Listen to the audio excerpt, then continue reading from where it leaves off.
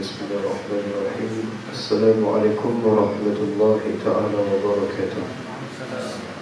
Innal hamdalillah nahmaduhu wa nasta'inuhu wa nastahdihi wa nastaghfiruh wa na'udzu billahi min shururi anfusina wa min sayyiati a'malina.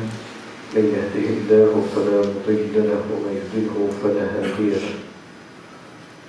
Ashhadu an la ilaha illallah wahdahu la sharika lahu وأشهد أن محمدا عبده ورسوله وحبيبه وخليله.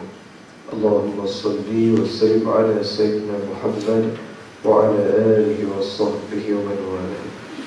قال رب اشرح لي صدري ويسر لي أمري واحلل عقدة من لساني يفقهوا قولي. أما بعد فيا عباد الله اتقوا الله أوصيكم ونفسي وإياي بتقوى الله فقد فاز المتقون. Muslimin muslimat yang dirahmati Allah, mudah-mudahan dapat rahmat keberkatan juga dikurniakan nikmat kesihatan berpanjangan. Amin. Baik, alhamdulillah, syukur kepada Allah Subhanahu wa taala dengan limpah kurnia serta inayahnya dapat kita bertemu pada tengah hari ini untuk sama-sama kita memperingati kelahiran Rasulullah sallallahu alaihi wasallam ataupun yang disebut sebagai Maulidul Rasul.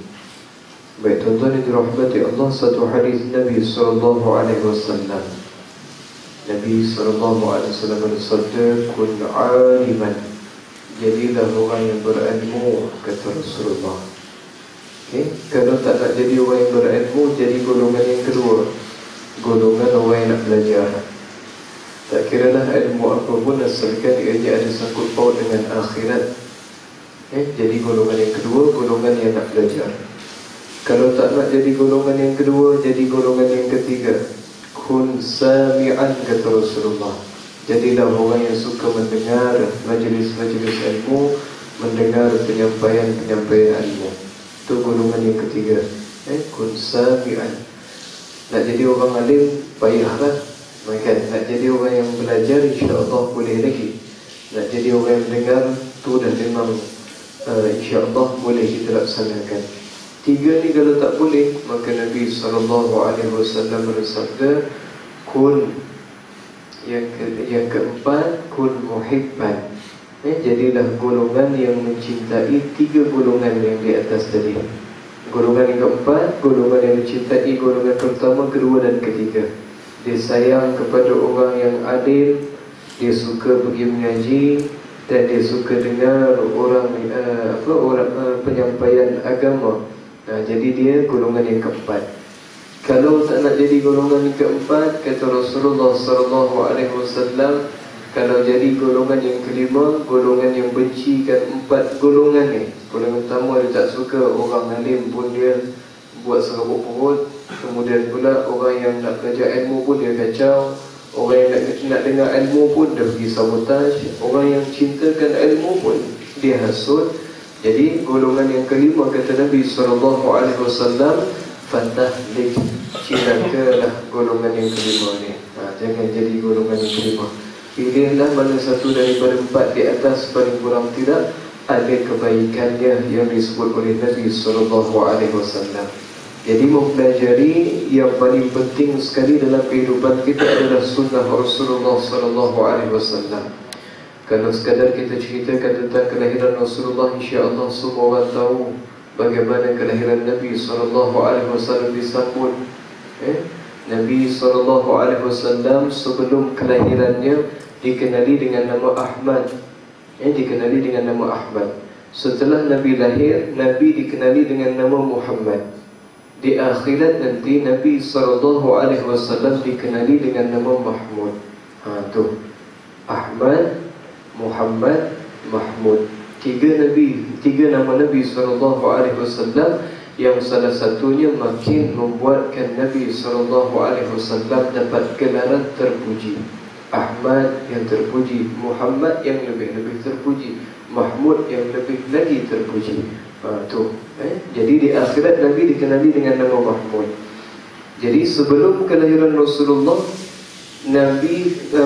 nama Nabi SAW dikenali dalam kitab-kitab Bible. Dia disebut dalam kitab Taurat, disebut dalam kitab Injil. Jadi semua tu berkenaan dengan nama Ahmad. Tak ada lagi nama Muhammad. Semua tu nama Ahmad. Salman Al-Farisi, seorang sahabat Nabi SAW, yang mana dia ni orang kaya, daripada Rum, daripada Parsi. Salman Al-Farisi daripada Parsi. Jadi dia ni anak orang kaya. Satu ketika dia ni agama Majusi, agama Majusi. Satu hari bapa dia tak sempat nak pergi tengok ladang, maka dia pesan pada Salman. Dia kata, Salman, kamu pergi tengok ladang, kemudian balik, jangan singgah mana-mana. Jadi Salman pun pergi Salman, tiba-tiba jumpa satu rumah ibadat. Jumpa satu rumah ibadat. Ini di antara satu kelebihan umat Nabi SAW. Umat terdahulu kalau nak beribadat ada rumahnya, mesti kena beribadat dalam rumah ibadah masing-masing. Tapi bagi umat Nabi SAW, Allah Ta'ala sebutkan, Nabi SAW, Allah Ta'ala kurniakan bumi ni untuk melakukan ibadah. Semua tempat boleh dilaksanakan ibadah. Tak kiralah tepi jalan pun boleh, asalkan beberapa tempat yang disebut oleh ulama, kandang binatang, hammam, bilik mandi wak, tandas, kemudian pula tanah perkuburan dan beberapa lagi yang disebut oleh ulama kita, yang tu tak boleh. Tempat yang ada najis semua tak boleh. Yang lain selain daripada tu silakan. Tu kelebihan umat Nabi. Jadi Salman Al-Farisi, dia jumpa rumah ibadah, dia pun dengar, curi-curi dengar, akhirnya dia minat. Dia pun masuk dalam rumah tadi. Masuk dalam rumah ibadah tadi, dia rasakan agama yang tadi itu lebih baik daripada agama Majusi yang dia anuti. Balik lewat malam, bapa dia tanya, kamu ke mana Salman? Kata Salman, wahai bapa, tadi saya pergi ke kebun kita, saya nampak ada satu rumah ibadah, saya singgah di situ, saya rasa agama mereka lebih elok daripada agama kita. Marah bapa dia pada dia. Bapa dia gari kaki dia, rantai kaki dia, tak bagi dia keluar daripada rumah. Pada waktu dia dekat rumah ibadah tadi tu, sempat lagi dia mempelajari akan ada satu Nabi yang akan dibangkitkan, Nabi akhir zaman. Duduknya di mana? Duduknya di Mekah, duduknya di Arab Saudi. Jadi tuan-tuan yang dirahmati Allah, ternyata Salman pada ketika itu teringin nak pergi. Jadi sentiasa dia risik, siapa yang nak ke sana, siapa yang nak ke sana, siapa nak ke sana, nanti bagi tahu. Dan dia dapat lepaskan rantai yang ikat kaki dia tu, terus dia lari daripada rumah. Dia anak orang yang kaya, berkhidmat satu tempat dengan seorang rahib. Rahib dia ceritakan tentang Nabi akhir zaman yang akan dibangkitkan. Dia rasa cinta untuk berjumpa dengan Nabi tersebut. Berkhidmat beberapa tahun, tak lama rahib tadi tu mati. Pendeta tadi tu mati. Dia tanya kepada siapa lagi yang kamu nak wasiatkan supaya aku pergi mempelajari dengan beliau. Kata rahib tadi, kamu pergi ke sana, akan ada seorang lelaki yang macam aku juga, berpegang kuat dengan kitab Injil. Jadi kamu pergi ke sana, kamu pelajari dengan dia. Pergi Salman ke sana, pergi berkhidmat. Nampak baik tuan-tuan, rahib tersebut sentiasa minta orang berikan sedekah dan sebagainya. Tapi bila dia dapat sedekah tadi, dia simpan dalam rumah dia, dia tak gunakan untuk kebaikan. Waktu dia mati, semua orang rasa sedih sebab pendeta tadi mati. Kata Salman, kamu tak payah sedih lah, sebab dia ni bukannya orang baik. Kata Salman, dia bukan orang baik. Marah orang lain bila Salman kata macam tu. Kenapa pula kamu kata demikian? Kata Salman, dia ni suruh kamu bersedekah, tapi duit sedekah kamu dia simpan, dia tak gunakan. Kamu tahu mana? Kata Salman, kamu tengok dalam bilik dia, ada 3 tempayan duit. Dan rahmati Allah, dia simpan 3 tempayan duit dia simpan. Maka Salman cari lagi guru untuk berguru. Bergurulah Salman Al-Farisi dengan orang yang lain pula. Hampir dia meninggal dunia, Salman tanya kepada siapa lagi kamu nak aku diwasiatkan. Kata lagi tadi, aku tak kenal mana-mana orang dah, kecuali satu tempat saja, kamu pergilah ke sana. Dia tu kawan aku dan dia berpegang kuat dengan kitab Injil. Pergi Salman Al-Farisi berkhidmat di sana. Tak lama kemudian lelaki tadi pun mati. Sebelum dia mati, Salman tanya, pada mana lagi kamu nak wasiatkan aku? Kata rahib tadi, dah tak ada siapa dah yang berpegang dengan kitab Injil.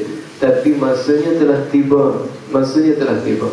Masa kebangkitan Nabi akhir zaman tu dah dekat dah. Kata pendeta tadi, kamu pergilah ke Yathrib.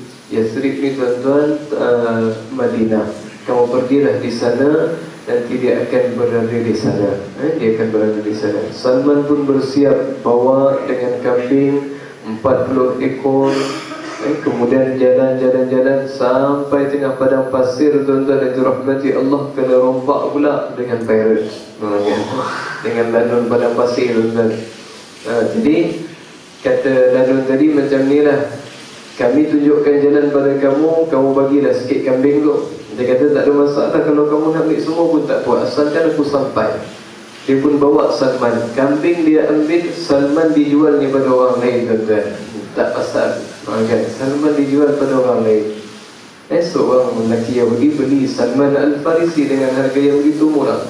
Jadi dia minta Salman jagakan kebun-kebun dia. Jagakan kebun-kebun dia. Jadi tuan-tuan yang dirahmati Allah, pada saat tersebut Salman Al-Farisi diambil pula oleh saudara dia, nak dibawa balik ke Yathrib. Akhirnya sampai juga Salman ke Yathrib di Madinah. Sampai Salman di sana, dia kerja petik buah kurma. Satu hari Nabi SAW datang ke Madinah, berhijrah ke Madinah. Salman tengah petik buah. Salman terdengar ada orang bagi tahu seorang lelaki daripada Mekah telah pun datang ke tempat kita. Lelaki tersebut namanya Muhammad, yang sebelum ni dikenali dengan nama Ahmad. Tetapi rahib tu bagi tahu nanti bila dia dah lahir, namanya bukan Ahmad lagi, namanya Muhammad. Jadi waktu tengah kutip buah kurma tu, Salman terdengar, Salman turun. Salman tanya, apa kamu bagi tahu tadi? Cuba cerita balik. Kena dengan dia punya Tuhan. Kamu tak payah sibuk-sibuk ambil tahu. Pergi petik buah kurma. Dia pun petik, tuan-tuan. Bila dia petik, dia rasa teringin nak jumpa dengan Nabi SAW. Dan dia tahu ada 3 tanda pada Nabi akhir zaman. Yang pertama, Nabi tersebut tak terima sedekah. Yang kedua, Nabi tersebut terima hadiah. Dan yang ketiganya, ada tanda khatamun nubuwah di antara 2 bahu baginda. Jadi satu hari Salman datang bawa buah kurma 1 bakul. Diberikan pada Nabi. Dia kata, wahai Muhammad, ini sedekah untuk kamu dan sahabatmu. Maka Nabi SAW kata pada Salman, wahai Salman, kamu ambil semula buah ni sebab kami tak makan pemberian sedekah. Salman pun ambil dan dapat 1 tanda. Kemudian pula Salman radhiyallahu ta'ala anhu ambil 1 bakul, bawa pula pada hari yang lain, berikan kepada Nabi. Dia kata, wahai Rasulullah, ini adalah pemberian hadiah dariku. Maka Nabi ambil, Nabi makan bersama dengan para sahabat ridwanullah alaihim ajma'in. Dan dapat 2 tanda. Satu lagi, macam mana dia nak tengok adanya tanda khatamun nubuwah. Satu ketika Salman Al-Farisi jalan berlega-lega belakang Nabi SAW. Kemudian Nabi perasan Salman perhatikan dia. Nabi jatuhkan sedikit lidah yang ada di atas bahu baginda. Salman ternampak khatamun nubuwah. Salman peluk Nabi, dia ciumnya khatamun nubuwah. Terus dipeluk Nabi dan cium Rasulullah. Dia kata, wahai Rasulullah, asyhadu an la ilaha illallah wa asyhadu anna Muhammadar Rasulullah. Terus dia mengucap 2 kalimah syahadah. Itu Salman Al-Farisi. Sebelum Nabi lahir dikenali dengan nama Ahmad, sesudah Nabi lahir dikenali dengan nama Muhammad, dan di akhirat nanti dikenali dengan nama Mahmud. Jadi ketika mana kelahiran Rasulullah SAW, Nabi SAW waktu Nabi lahir, tuan-tuan yang dirahmati Allah, bergembira seluruh alam. Pernah satu ketika Jibril alaihissalam diciptakan oleh Allah. Tapi Allah Ta'ala biarkan saja Jibril dengan tak panggil namanya. Kata Jibril, setelah Allah Ta'ala ciptakan aku berdiri tak bergerak dan aku tak kenal siapa diri aku selama 10,000 tahun.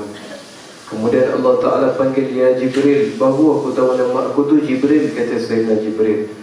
Kemudian Allah Ta'ala berfirman, hamadani, bertasbihlah kepada aku. Maka bertasbih Jibril selama 10,000 tahun. Kemudian Allah Ta'ala perintahkan bertahmid kepadaku, alhamdulillah, ucapkan alhamdulillah. Sayyidina Jibril ucapkan alhamdulillah 10,000 tahun. Kemudian Allah Ta'ala panggil lagi Jibril. Allah Ta'ala sebut, bertakbirlah kepadaku. Bertakbir Sayyidina Jibril alaihi salam 10,000 tahun. Kemudian pula dibukakan arasy Allah Subhanahu wa Ta'ala ni pada waktu makhluk tak diciptakan lagi. Cuma Allah Subhanahu wa Ta'ala bagi tahu sahaja, tuan-tuan. Allah Ta'ala mula-mula ciptakan makhluk yang namanya qalam. Qalam tu maksud dia pen. Jadi pen adalah makhluk Allah yang mula-mula diciptakan oleh Allah Subhanahu wa Ta'ala untuk lakarkan apa yang Allah Subhanahu wa Ta'ala nak buat atas kehidupan seseorang dan juga atas apa yang Allah Ta'ala nak rancangkan. Jadi tuan-tuan yang dirahmati Allah, Jibril bila dibukakan arasy Allah, ternyata nampak di arasy Allah kalimah la ilaha illallah Muhammadur Rasulullah. Kata Sayyidina Jibril, la ilaha illallah tu aku tahu, tiada Tuhan melainkan Allah. Muhammad tu siapa dia, wahai Tuhanku? Muhammad tu siapa? Allah Ta'ala berfirman, wahai Jibril, kerana dia aku jadikan syurga, kerana dia aku jadikan neraka, kerana dia aku jadikan bulan, kerana dia aku jadikan matahari, dan kerana dia aku jadikan kamu. Bersalawatlah padanya. Jibril bersalawat pada Nabi selama 10,000 tahun. Itu diriwayatkan dalam satu hadis Nabi SAW. Baik, jadi kegembiraan yang menyambut kelahiran Nabi SAW itu seluruh alam. Syurga seronok, kemudian pula neraka seronok, para malaikat seluruhnya seronok, tumbuh-tumbuhan, binatang-binatang, haiwan ternakan, semuanya rasa seronok dengan kelahiran baginda Nabi SAW. Jadi Nabi SAW pada waktu kelahirannya bukan sahaja binatang-binatang, jin, kemudian pula tumbuh-tumbuhan seronok. Abu Jahal pun seronok juga, tuan-tuan. Abu Jahal pun sambut maulid juga. Abu Jahal pun sambut maulid juga. Abu Jahal sambut maulid sembelih 14 ekor unta. Kita apa dia? Makan seekor pun dah ada. Makan ayam pun tak buat, tuan-tuan. Makan ayam pun tak buat. Abu Jahal 14 ekor unta, kelahiran Rasulullah dia sembelih 14 ekor unta bagi makan pada penduduk Makkah. Seronok dia, tuan-tuan, kelahiran Nabi SAW. Sebab tu dalam satu hadis Nabi SAW sebutkan bahawa bahawa Abu Jahal, tuan-tuan yang dirahmati Allah, dia akan masuk dalam neraka untuk selama-lamanya. Tetapi Allah Subhanahu wa Ta'ala ringankan azab atas diri dia setiap hari Isnin. Sebab apa? Sebab dia bergembira dengan kelahiran Nabi SAW. Nabi lahir 12 Rabiul Awal, hari Isnin. Jadi lahir hari Isnin tadi itu, hari tersebut membuatkan Abu Jahal akan mendapat sedikit daripada kekurangan ataupun sedikit daripada azab yang Allah Subhanahu wa Ta'ala kurangkan ke atas beliau.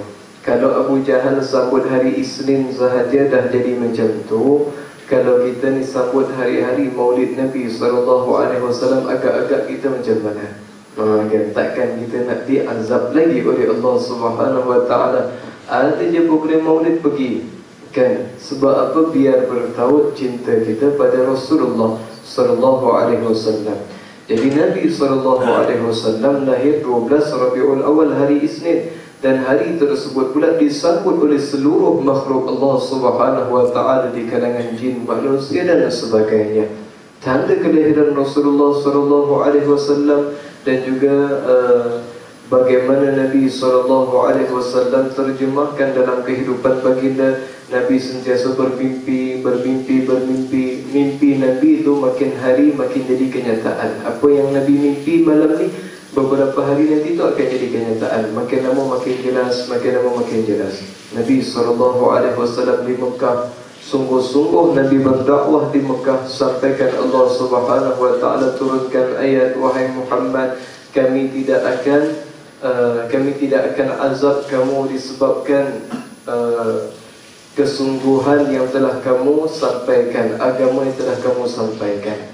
Tapi kami akan azab mereka. Maksudnya kami akan tanya pada mereka kenapa tak nak terima. Sampaikan Allah Subhanahu wa taala, tenangkan Rasulullah sallallahu alaihi wasallam sebab tak sanggup tengok Nabi sallallahu alaihi wasallam dalam demikian. Setiap Nabi, kata Rasulullah, mempunyai doa yang akan dimakbulkan. Jadi kata Rasulullah, aku simpan doa aku untuk umatku di akhirat kelak. Untuk umat di akhirat kelak. Jadi Nabi SAW ketika mana berdakwah di Taif, Nabi dibaling batu, dibaling kayu. Kata Sayyidina Jabir radhiyallahu ta'ala anhu, Nabi masuk ke kota Taif pada hari tersebut dengan pakaian warna putih. Nabi keluar daripada Taif dengan pakaian warna hitam, dengan najis. Kemudian pula tanah, batu, kayu, semuanya dibaling berdarah pada Nabi SAW. Tersungkur Nabi masuk dalam satu kebun orang Yahudi. Nabi duduk di situ, datang malaikat yang jaga gunung. Dia kata, wahai Muhammad, kalau kamu nak, aku boleh angkatkan gunung ni dan aku letakkan atas bumi Taif. Biar tak ada orang dah duduk kat situ. Datang malaikat yang pernah gunting bumi yang diduduki oleh kaum Lut.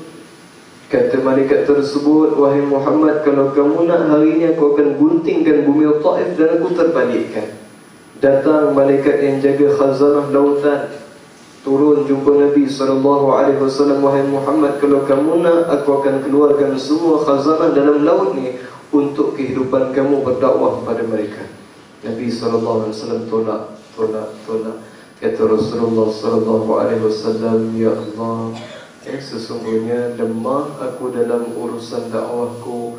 Maka Nabi minta pada Allah supaya penduduk-penduduk Taif ni diberikan hidayah.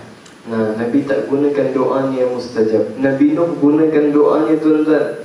Nabi Nuh ketika mana dia berdakwah 500 tahun lebih berdakwah, tuan-tuan. 500 tahun lebih berdakwah Nabi Nuh AS. Yang ikut dia 40 orang je. 500 tahun, tuan-tuan. 40 orang je yang ikut dia. Jadi akhirnya dia geram, tuan-tuan. Orang kata dia gila dan sebagainya. Apa musim-musim kemarau pergi buat bahtera besar-besar atas gunung. Jadi pada waktu tersebut dia berdoa, ya Allah, hancurkanlah semua kaum aku yang kafir. Dia berdoa, dia gunakan doa dia yang mustajab tadi itu. Allah Ta'ala hancurkan semua orang kafir pada saat tersebut. Tak ada lagi dah orang kafir kecuali yang ada dalam bahtera Nabi SAW, Nabi Nuh AS, orang yang beriman sahaja. Itu doa Rasulullah. Nabi tak gunakan dekat dunia, tapi Nabi SAW sayangkan umat dia. Sentiasa Nabi bangun malam bermunajat pada Allah Subhanahu wa taala, minta agar umatnya selamat dunia dan juga akhirat. Nabi tak pernah rasa marah pada seorang tadi tu sampaikan Nabi nak bunuh ataupun nak caci dia. Nabi tak pernah buat macam tu. Pemurahnya Rasulullah SAW, baik hatinya Nabi, tahan marahnya Nabi. Pernah satu ketika seorang wanita telah pun didapati mencuri. Maka Nabi SAW jatuhkan hukuman hudud pada dia, potong tangan. Sahabat-sahabat semua jumpa bersyurah. Dia kata, pergilah jumpa dengan Nabi, minta ringan sikit, potong tangan tu rasa macam kesian pula. Hantar seorang sahabat jumpa Nabi. Jumpa dengan Nabi, dia kata, wahai Rasulullah, aku ni wakil daripada kawan-kawan. Dia kata, wakil daripada kawan-kawan, boleh tak kalau kurangkan sikit hukuman ke atas wanita ni tadi? Nabi SAW terus berubah muka, jadi merah muka Nabi. Nabi kata, aku tak sanggup nak langgar perintah Allah, kamu semua sanggup? Nabi tanya macam tu, sahabat tadi diam terus. Dia balik kepada kawan-kawan dia. Kawan tanya, macam mana, dapat tak? lepas ni jangan suruh aku buat lagi. Aku tak nak dah, dia kata. Kan aku tak nak dah, kena marah dengan Rasulullah sallallahu alaihi wasallam. Lihat. Nabi sallallahu alaihi wasallam tahan marah, Nabi tak lepaskan. Tu Rasulullah sallallahu alaihi wasallam yang disebut oleh Nabi disebut oleh Allah Azza wa Jalla rahmatan lil alamin. Rahmat bagi sekalian alam. Nabi sentiasa fikirkan keadaan kita, tuan-tuan. Walaupun Nabi dah tak ada, Nabi sentiasa fikirkan keadaan kita. Kita rasa kita dah jauh daripada Nabi SAW tu, kita dah tak rasa sedih, tuan-tuan. Satu ketika Nabi SAW di tengah-tengah Masjid Nabawi, ada satu tunggul batang kurma yang dah mati.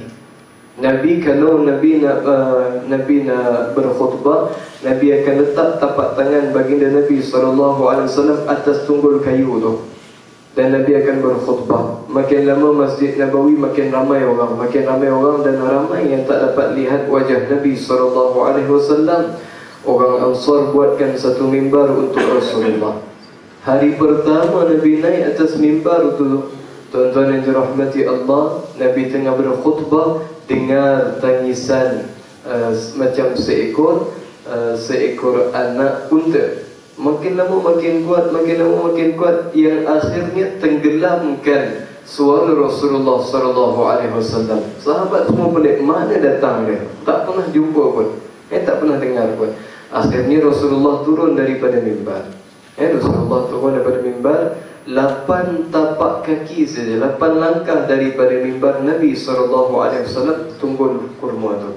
Nabi pergi, Nabi usap, Nabi duduk, Nabi pujuk dia. Macam seorang ibu pujuk seorang anak. Nabi pujuk, Nabi tanya pada dia, adakah kamu nak terus aku gunakan, ataupun nanti kamu nak bersama dengan aku di dalam syurga, dan kamu berbuah, semula buah kamu dimakan oleh semua Nabi-Nabi. Diam pokok kurma ni, tuan-tuan. Pokok kurma yang dah mati ni tadi diam. Dia kata, wahai Rasulullah, aku pilih yang kedua tu. Aku nak hidup dengan kamu dalam syurga, dan aku nak jadikan buah-buah daripada aku dimakan oleh orang-orang dan juga Nabi-Nabi Allah Subhanahu wa ta'ala. Diam pokok kurma tadi, tuan-tuan. Baru kena tinggal dengan 8 langkah je, tuan-tuan, menangis terisak-isak sebab rasa macam jauh dengan Nabi SAW. Kita ni yang dah 1400 tahun memang tak menangis, tuan-tuan. Tak ada rasa apa pun. Sebab Rasulullah tu jauh daripada dalam kehidupan kita. Kita ambillah segala sunnah, hidupkan semula sunnah-sunnah Rasulullah SAW dalam hayat kita, supaya bertaut cinta kita pada Nabi SAW, dan kita rasa seronok untuk bersama dengan Nabi SAW. Ambillah mana-mana sunnah yang paling mudah. Saya rasa sunnah yang paling mudah makan kot. Makan paling mudah, sebab hari-hari kita makan. Rasulullah SAW suka tembikai. Makan tembikai. Ingatkan bahawa Nabi SAW suka makan tembikai. Kita pun makan. Jadi tuan-tuan, itu merupakan satu sunnah Rasulullah SAW. Kita ajar pada anak kita. Kebiasaan bagi kita ni, tuan-tuan, kalau tengok makanan jatuh, kita kata pada anak kita, jangan ambil, dah kotor, biarkan. Yang paling sadis sekali, kita kata anak kita, pijak. Pijak tu paling sadis, tuan-tuan. Nabi pesan pada kita, kalau makanan kamu jatuh, ambil, basuh ataupun tiupkan, kemudian selawat 3 kali, makan semula. Nabi ajar macam tu. Jadi kalau di antara cara kita nak ajar anak-anak kita berselawat, itulah waktu dia. Budak-budak suka makan, bila makanan dia jatuh, kita ambil, tiup, kita ajar dia selawat, kita suruh dia makan balik. Kalau ditanya kenapa buat macam ni, Nabi kamu pun buat macam ni. Itu di antara cara untuk ajar anak bagaimana cara untuk berselawat pada Rasulullah SAW. Budak-budak tertarik, tuan-tuan yang dirahmati Allah. Ajarkan pada mereka satu demi satu. Kemudian pula dalam satu hadis Nabi pernah bersebut, siapa yang sampai umurnya 40 tahun. Ada dah orang kat sini 40 tahun?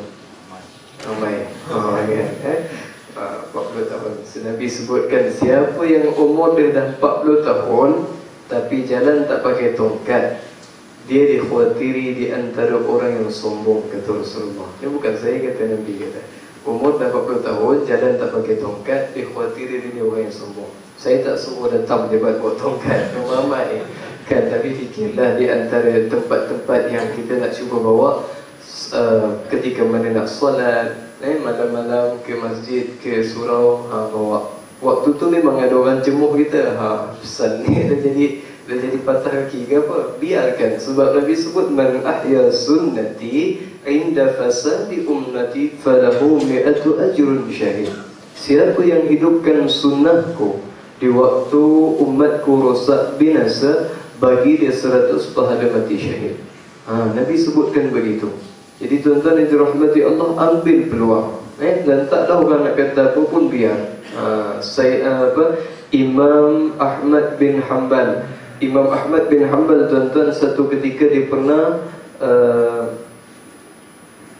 berdebat dengan seorang lelaki namanya Dahri.